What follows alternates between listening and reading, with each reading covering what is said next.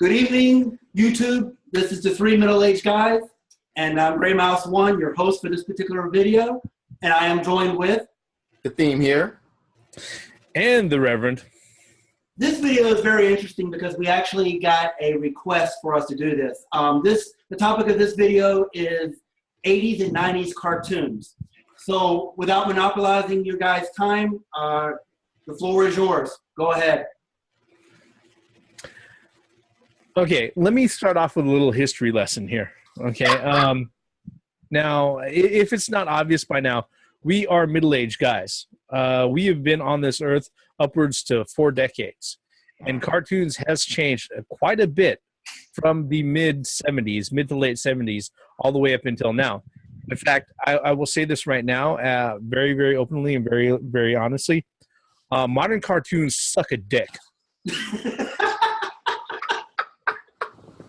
Yeah, majority of modern cartoons suck ass. They really, really do. Okay, and a big reason for that was that the FCC, the Federal Communications Commission, in the 1990s, went ahead and enacted the Children's Television Act of 1990. Okay, their thing was that there was a bunch of things that they changed and they regulated and they put down on. They said, look, if you're going to make children's programming, it doesn't matter if it's something like Mr. Rogers' Neighborhood, cartoon, or anything else, that there was going to be requirements because we want to go ahead and make sure that things are appropriate and safe and educational for kids. Okay, one of the things that they went ahead and they put together was that there were what they called safe harbor hours. Okay, legally, if you were to go ahead and put together children's programming, it could not be on public TV from 10 p.m. to 6 a.m. All right, which the side effect of that was that Adult Swim being showed after 10 o'clock, that popped up afterwards. Okay, because if it was something that was rated for kids, and it was marketed for kids, it couldn't be on in those particular hours. Okay. Likewise, they started rating things for kids. You started seeing fucking ratings show up on TV. Yeah, that wasn't the case. The other thing that was really, really annoying was that they started saying that if you're going to go ahead and make children's cartoons or market things towards kids, there's got to be a very defined percentage of the actual onboard broadcast that has to be educational. Now, some shows were good about that and dealt with that in very creative ways. Other shows turned into fucking Dora the Explorer. All right.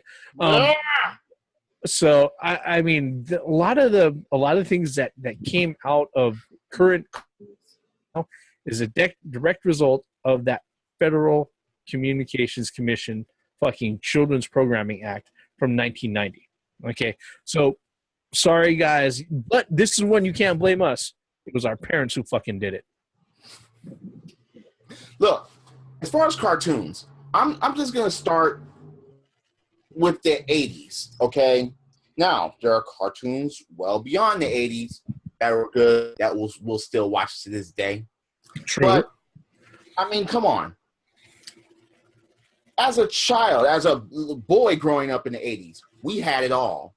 Cartoons, toys, TV shows, go outside and play, video games. But cartoons was a cornerstone.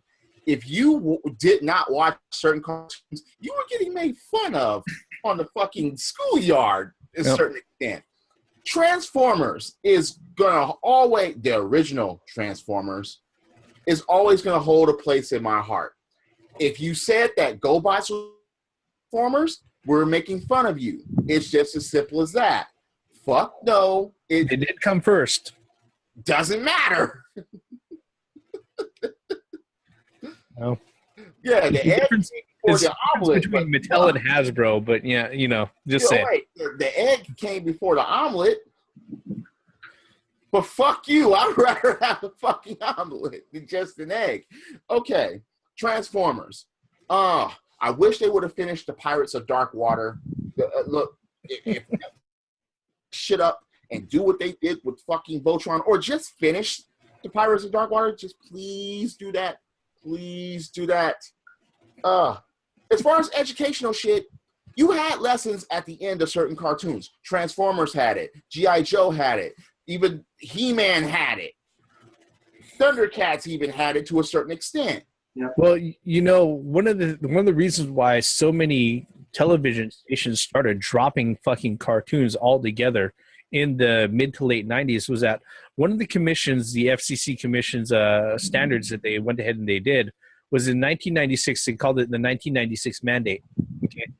And what it was that if you were going to be showing any sort of children's programming on your TV, on broadcast TV, that you had to show a minimum of 3 hours every fucking week.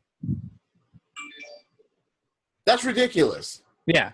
So not only did you have, showmakers struggling with just good content in general, but they had to shoehorn in all this other stuff. Where a lot of the best cartoons that we've seen, even the ones where they hit each other over the fucking head with frying pans, they had their educational portions. They were put in, and it was organic. It was part of what was going on.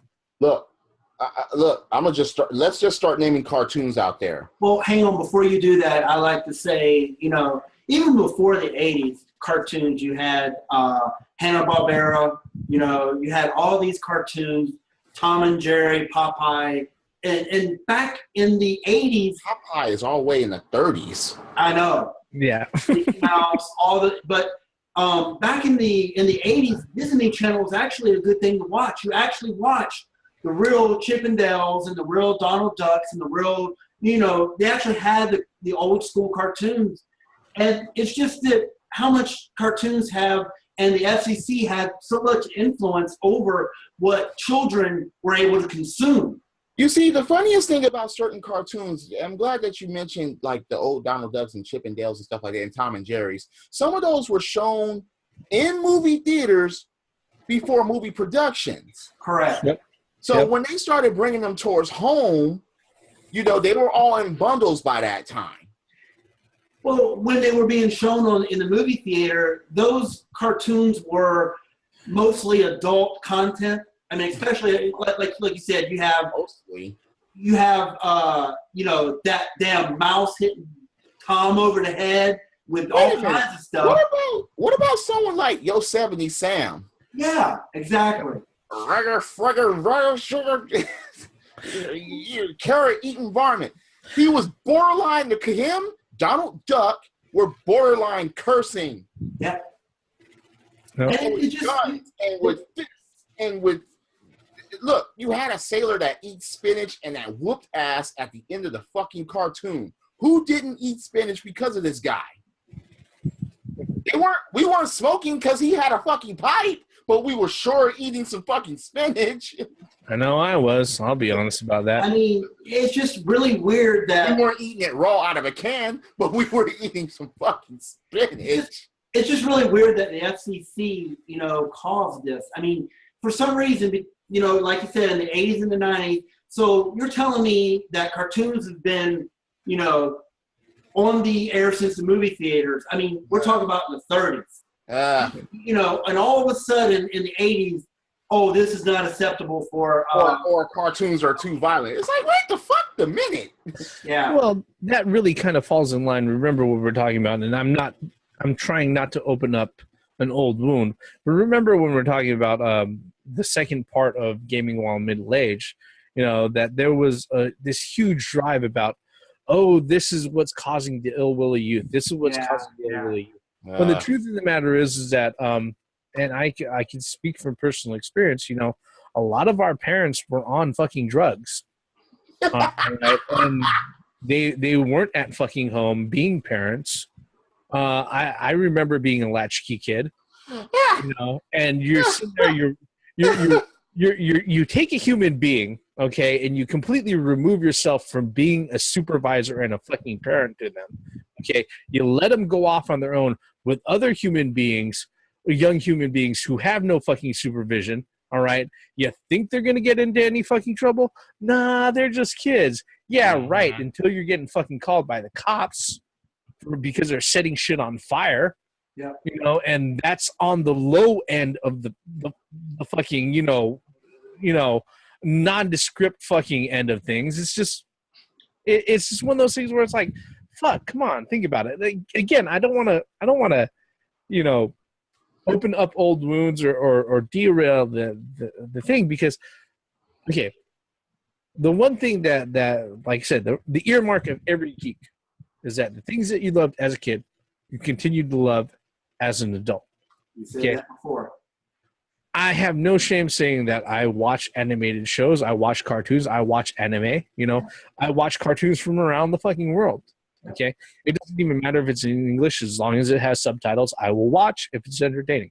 Right. All right. But so there was a huge change from the 80s and 90s up until now, because the majority of stuff that I see on TV, fuck that shit. It sucks. Okay? What we're going to do is that we're probably going to talk about something that we like, and that's what I'm assuming, right, guys? Yeah, and we don't like. Yeah. And the garbage, too. To start it off, there are certain cartoons that you, A, woke up early to watch before going to school, or B, you ran your ass home to see because you know it came home, you know, school let out 3 o'clock or whatever, and you knew your favorite cartoon was coming on at 3:30. So you ran your ass home or whatever. And some of my most memorable cartoons in the mornings had to be like the Woody Woodpecker. I know those are old. Walter Lantz. But, I mean, come on, Woody Woodpecker in the morning, man. That's one of those things that, oh, my God, I remember that. Woody Woodpecker, and then, what was it? God, dude. For me, Inspector Gadget was in the morning. Gadget. What else was in the morning? Dun-dun-dun-dun. Go ahead. Oh yeah. Go ahead. No, so those are two of my favorite in the morning time. I have several others, but I want to give you guys some time to list yours out as well. Go ahead. Only Heaven and Earth Colliding was gonna not let me watch Voltron. Okay, Voltron was the cartoon, the Lion Force Voltron. The Vehicle Force I could skip, but because I wasn't satisfied until he formed that blazing sword and he chopped something up. That's something that I was just so in love with Voltron. I was like, form those lions, chopped up the Robies, and I'll be on my way. Then there's fucking, of course, I named Transformers. I loved Mask. Mask was and that was a spinoff of G.I. Joe. A lot of people don't know and understand that. Maskers. G.I. Joe was annoying to me because no one got hit. That's because the FCC. The FCC wouldn't allow that to happen. No. Well, Planes would get hit. Motherfuckers would jump out with parachutes. I'm like, come the fuck on. What about but still, these are lasers. These weren't bullets. Yeah. It's amazing how they get out of the helicopter fast enough with the. Oh yeah, laser hits and they just come out. Yeah. They don't end up in the rotors of the helicopter and falling down or anything like that. They just parachute to safety. Yep. Okay, Roadrunner and Wile E. Coyote. When I started growing up, I actually sat there and I started thinking about it. Because I was like, wait a second here. When the cartoon progresses, I'm like, wait a second. It's not about eating this bird anymore. It's personal. He just wants to stop the bird now. Not even because some of the shit that he was coming up with, I'm like, oh wow, he wants to kill this bird. It's not even about catching it or eating it anymore. He's like, I just want to fucking stop it. I don't care what lengths I have to go.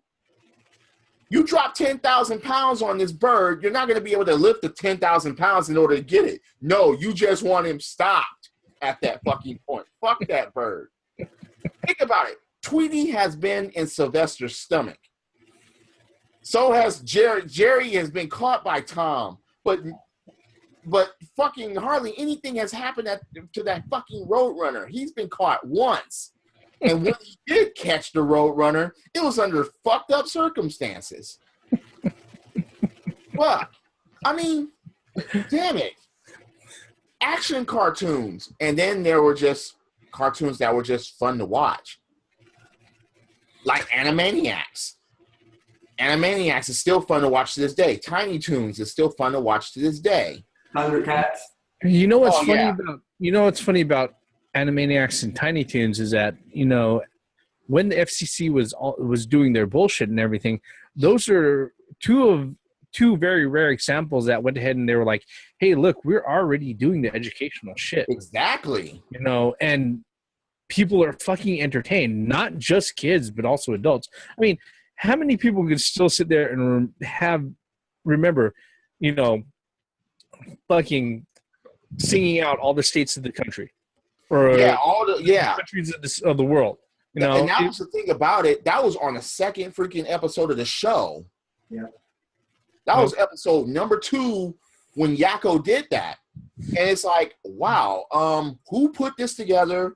And that can't be copied again. Yep. It just can't. Dora is not going to do that. Well, I mean, one thing too is we forgot is I enjoyed the Disney afternoon. That's what it used to be called. We had Chip and Dale Rescue Rangers, and then we had DuckTales. And I still don't understand as a kid that Scrooge McDuck can actually jump into his gold and swim it. And he was the only one who could do that too. He was the only one that could do that. Huey, Dewey, and Louie would try, and they would land on the gold, and they say, "How does he do that?" Yeah, he took it out of my mouth. And even Family Guy has actually even, did a nod. Peter Griffin tried to do it. Yeah, I mean, then you got things like Tailspin. A lot of people didn't like Tailspin. The Gummy Bears. That's because they put Jungle Book characters and they modernized them. Correct. As fucking pilots. You got the fuck that. You got the Gummy Bears that drank some juice and could jump around all over the place. Drunk melted jelly. Fuck that. And then you got these classic cartoons, Heathcliff and the Cadillac Cats. I mean, and the Cadillac Cats. Come on, the Cadillac Cats. Yes. I mean, his cousin Riff Raff. The only thing, they never met on screen unless it was at the ending credits of the show. Absolutely. It's just amazing. I mean, 80s and the 90s were the place to be. Oh, and speaking of 90s, Batman the Animated Series. Oh Lord, if you weren't watching that, you best have a good excuse if you didn't see Batman the Animated Series. Don't forget about Gargoyles. Also, that was one of the first cartoons, or the actual first, that went prime time. Yep. When it first debuted was Sunday night at prime time. Yes. Yeah. The funny thing about that is, and this will actually maybe serve as a point where I could sit there and rewind a little bit, was that Batman the Animated Series, the pedigree of the folks who were working on that, they started out doing Tiny Toons and the Animaniacs. Because what happened was that Steven Spielberg, when he had finished producing Who Framed Roger Rabbit, he was really, really hardcore on pushing forward to doing some sort of animated project. Who Framed Roger Rabbit was a Warner Brothers production and everything else, and it was also Warner Brothers and Disney. Yeah, it was a co-production between Warner Brothers and Disney.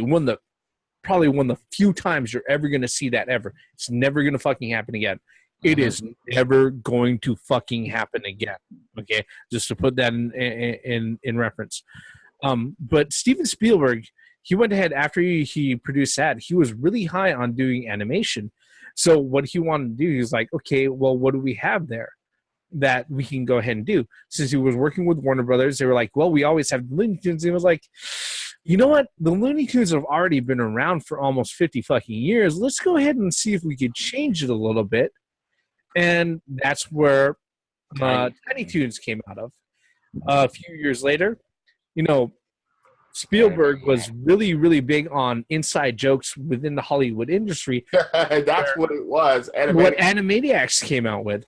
But the funny thing about that is that the pedigree for those particular people who were working on it, folks like Bruce Timm and Paul Dini and other guys like Eric Radomski and other guys who were working on those particular projects, goes back even farther, because Paul Dini, the guy who was the main writer for one of the main writers for Batman, the animated series, he also wrote for Animaniacs. He wrote for Tiny Toons. He wrote for fucking He-Man. He wrote for fucking Fat Albert. I mean, this guy had been in the industry for a long, long time, you know. And the funny thing about it is that, you know, when they talk about educational programming and everything for kids, one of the first things that I think of, besides Mr. Rogers, Fat Albert was great when it came to that. And the funny thing about that is that a lot of the writings and even the voices were done by old Jewish men. Fat Albert and the Cosby Kids. Yep. What about Darkwing Duck? Oh, Darkwing Duck is great. I mean, actually, the second spinoff. Of DuckTales, yeah. Of DuckTales. Yep. Yeah. I mean, I'll even say this, even Care Bears, man. I mean, they had cartoons for everybody. They had cartoons. They had Rainbow Bright. Yeah. They had My Little Pony. They had Care Bears. You know, they had cartoons for girls. They had cartoons for boys. They had cartoons for everybody. I hated the Smurfs. I couldn't. Wait. Okay, wait. I understand it's not for everybody, but I just couldn't stomach blue creatures living in fungus. I couldn't stomach that, especially if there's 100 of them. You mean to tell me that there's going to be 100 different mushroom houses and one old wizard couldn't find these motherfuckers? And there's 99 males and only one female. The one female was created by the fucking wizard. Yep, Gargamel. Yeah. I mean, okay, what about the Snorks? Okay, underwater Smurfs. Yeah. That's Richie Rich. What that was, and they had a female species there. What about Richie Rich? Hated Richie Rich. Fuck that guy. One thing we forgot was He-Man, She-Ra. No, I mentioned He-Man. Okay. Yeah. He-Man and She-Ra were great. Sword of Grayskull. Here's one right here. Teenage Mutant Ninja Turtles. You talk about a cartoon that totally gripped. It was that. It was the Ninja Turtles, the cartoon that totally just gripped. Even video games went to certain cartoons, like the Super Mario Brothers Super Show. Yeah. Well, you know, the funny thing about TMNT is that it started out, really, it was Eastman and Laird. Pretty much they were doing like a kind of a parody, and they were making commentary of shit that they had seen overseas, as far as what they were putting together. And, you know, that grew into its own entity. The funny thing about that was that their particular concept and everything else would be mirrored, you know, over a decade later, with the Powerpuff Girls. Because the Powerpuff Girls were pretty much a parody of the Super Sentai or Mahou Shoujo anime and manga that was out there. You know, what was it? Something McCracken. He was putting it together, and the other producer of Samurai Jack, Gendy Todorovsky or something like that. Yeah, and they put that out of a lot of the more recent cartoons. Because the thing is when I think about cartoons that I really, really love, I mean, I go back as far as what's that? G-Force or Battle of the Planets. Actually, 1978, 1979. Wasn't G-Force Gotcha Man? Yeah, that's Gotcha Man. That is some good shit. That's some good Japanese animation right there, dude. But if you think about it, you know, Gotcha Man, when it was first shown in Japan, it was shown back in like 1976. Yeah. I was barely fucking born. Yep. When it happened, and when it came to here, you know, under Sandy Frank Productions, when I remember watching it, you know, yeah, you know, Annie Frank Productions and everything went ahead and they changed a lot of the stuff. In fact, Seven Zark 7, he wasn't anywhere attached to actual Gotchaman. He was just inserted in to fill in time for shit that they edited out of the Japanese version. You know what? If you just watch the Japanese version of Gotchaman, then you're set. Please do. One thing too is I like to mention is the real Ghostbusters. I'm talking about the real Ghostbusters. That cartoon, yes. Well, what a lot of people don't realize is that there was a show back in the 60s and 70s called The Ghostbuster. The Ghostbuster. All right. So that's why they had to call it the real Ghostbusters. Yep. In the 80s when they actually modeled the Ghostbusters after the movie that came out. Yeah. I love Silverhawks. Have to mention that. Because now, I don't get smacked for this one. What about maybe Reverend will like this one? Dungeons and Dragons. Dungeons and Dragons was a fucking favorite of mine. Dungeons and Dragons. They actually had a cartoon. Even Pac-Man had a cartoon. What about the cartoon? What about the actual cartoon of Dragon's Lair? Yes. The problem with a lot of the really early 80s cartoons, the reason why we can sit there and rattle off so many fucking titles is that with cartoons multiple times producers will go out of the way and they do an initial order and it's only of 13.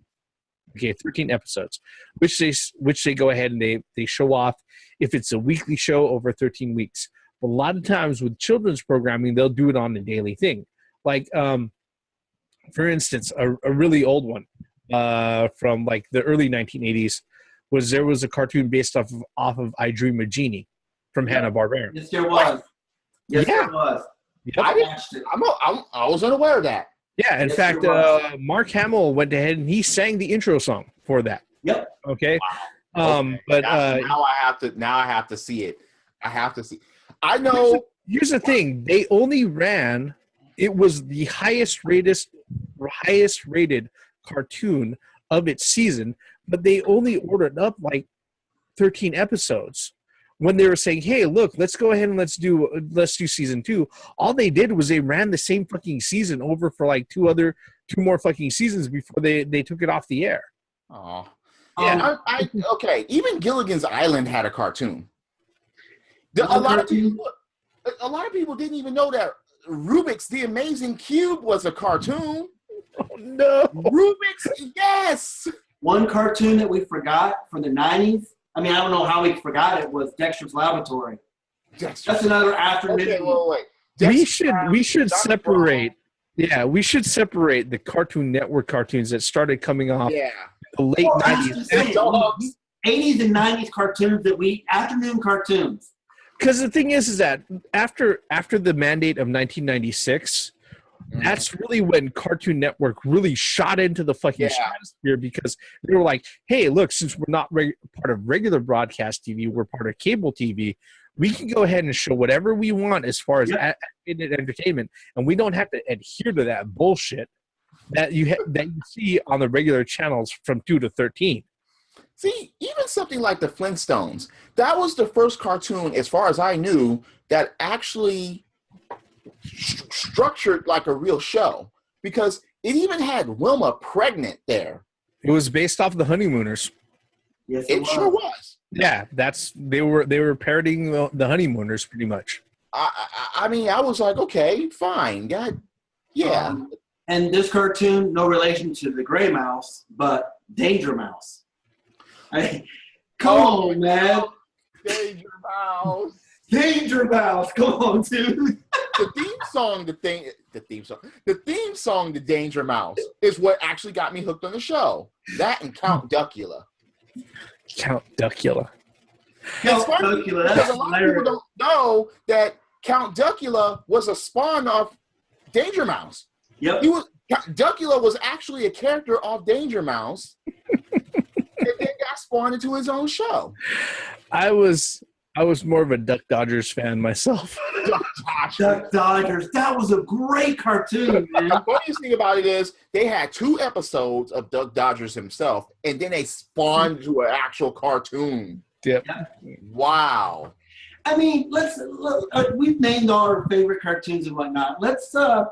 let's talk about the influence that it had on kids and us growing up until, and have that in direct contrast to what these new kids are growing up with. So these new kids are growing up with garbage. That's what they're growing up with, for the most part. Just as the Reverend said earlier. I mean, okay, wait. Don't get me wrong. We grew up with certain things that are garbage. I mean, MC Hammer had a cartoon called Hammer Man. Yep. Mr. T had a fucking cartoon. Mr. T had a cartoon. Even Hulk Hogan's Rockin' Wrestling was a fucking cartoon. Yeah. So, yeah, come on. Garbage programming, we're not exempt from it. That's what we're saying. Yeah, exactly. Yeah, absolutely. Because look, I'm sorry, hated Johnny Quest. Nope. I can't stand Johnny Quest. That theme song was badass, though. Look, that was the point. It was like the Shaq Fu of cartoons. It started off badass, and then it was just boring as fuck. I'm like, man, I tune in for the theme song and the theme song only, and then I just changed the channel after that. Well, let's go back to Gray Mouse's question, though. All right, the one thing okay, let me give you a prime example of why I think cartoons are shit now. And this cartoon has been on for almost a fucking decade. All right, Caillou. Oh no. This little cancer patient is the bane of fucking existence, I swear.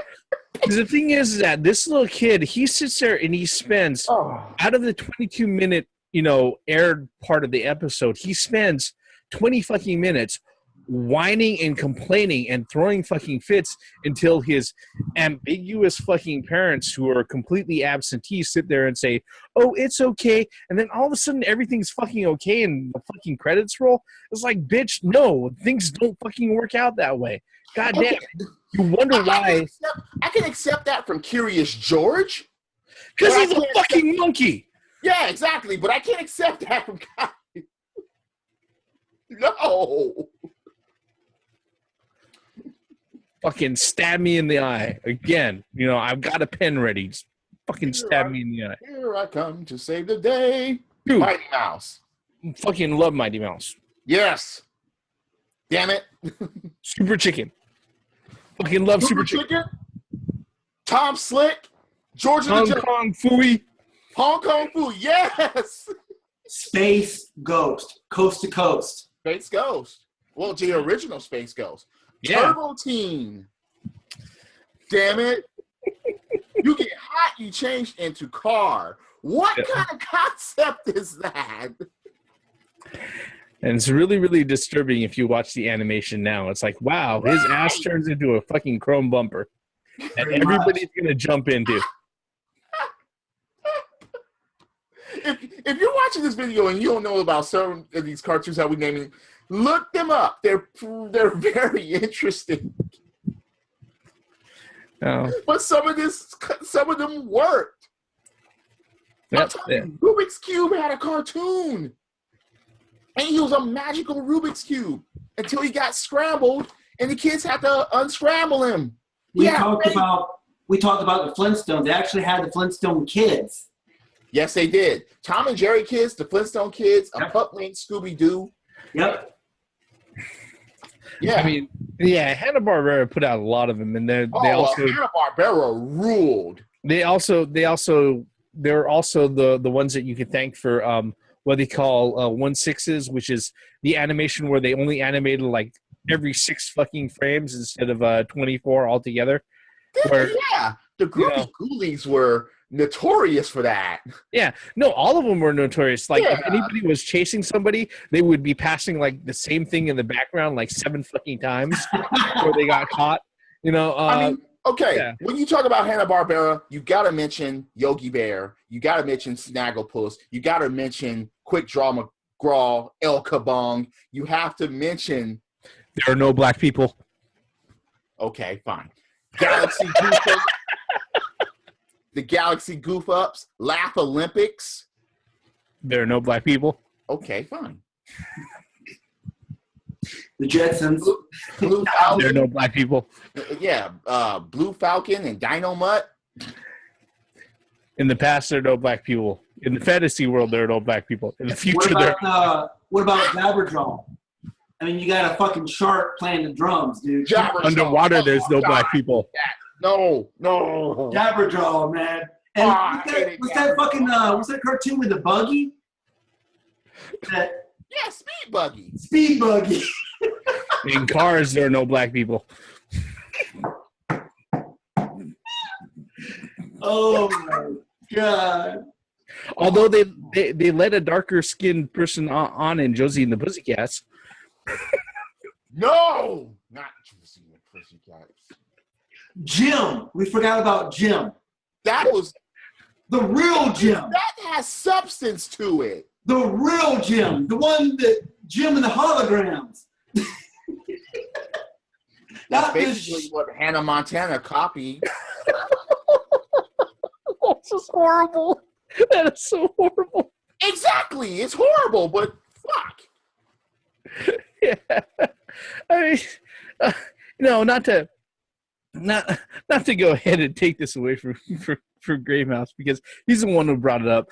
The thing about this is that the reason why we're able to go off is that, like a lot of things, like video games, there are a lot of cartoons out there, and we've been on this earth for almost 40 years. For a lot of us, we've seen a lot of them come and go, and on request, we were asked to talk about it. This is just a drop in the bucket. Really, we got lots to go on if we really want to. There might be a part 2 to this one. There's got to be a part 2 to this one. Yeah, but for this particular video, we're going to go ahead and end it right now.